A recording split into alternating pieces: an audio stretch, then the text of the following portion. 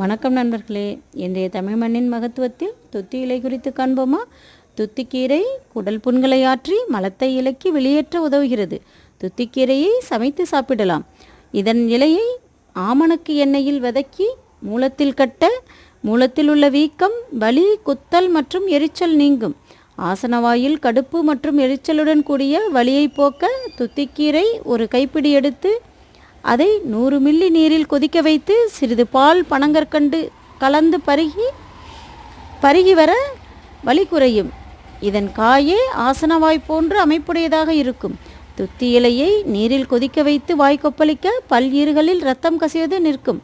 உடலில் உள்ள தசைகளுக்கு பலத்தை அளிப்பதால் இதற்கு அதிபலா என்ற வேறொரு பெயரும் உண்டு. உடலில் உண்டாகும் படர்தாமரை நோய்க்கு துத்தி இலையை அரைத்து பூச நன்கு குணம் தெரியும். நலம் தரும் இன்னொரு பதிவில் மீண்டும் காணலாம். நன்றி, வணக்கம். என்றும் உங்கள் சூடாமணி பாலாஜி.